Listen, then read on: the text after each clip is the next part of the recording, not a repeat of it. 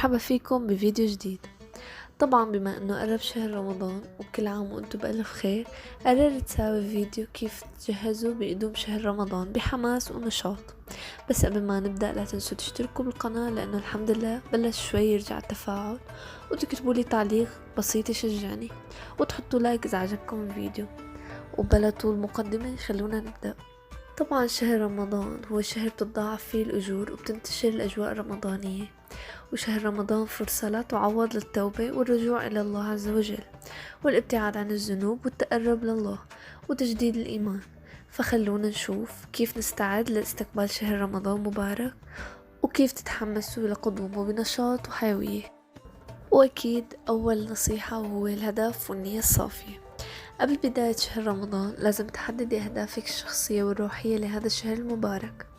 يمكن تكون هي الأهداف لتحسين الصلة بالله أو زيادة العبادات، أو حتى التركيز على العمل الخيري. لهيك بعد تحديد الأهداف لازم تكون نية صيامك صافية ومخلصة لله. والنصيحة الثانية هي التخطيط المسبق. حطي خطة يومية لتحديد الأنشطة اللي بدك تساويها بشهر رمضان، مثل الصلوات، القراءة والذكر والإفطار والتطوع. يمكن تساعدك هاي الخطة على الاستفادة القصوى من كل لحظة بأيام الشهر الفضيل.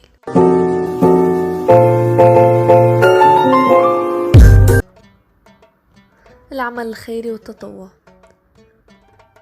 تشاركي بالأعمال الخيرية والتطوعية خلال شهر رمضان، يمكن مثلا بتوزيع الطعام على الفقراء أو تقديم المساعدات للمحتاجين أو المشاركة بتنظيم فعاليات خيرية. هذا يمكن يعطيك شعور عميق بالرضا والسعادة، وبيزيد من حماسك لاستقبال الشهر الفضيل.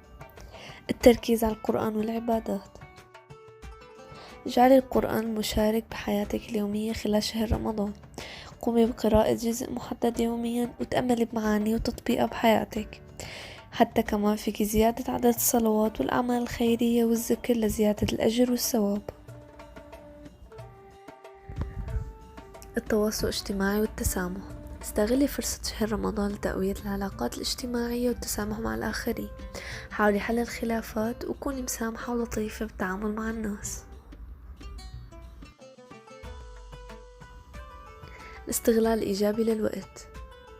استثمري وقتك بالأعمال الصالحة والمفيدة، مثل قراية الكتاب الدينية، حضور دروس دينية، ومشاركة بالأعمال الخيرية. حتى فيك تستغلي الأوقات مثل السحور والإفطار للدعاء. وبس هاد كان فيديو اليوم. لا تنسوا الاستعداد بجدية والتركيز، واستفيدوا من هاي النصائح لتجعلوا هذا الشهر المبارك فرصة للتغيير والتطوير بحياتكم.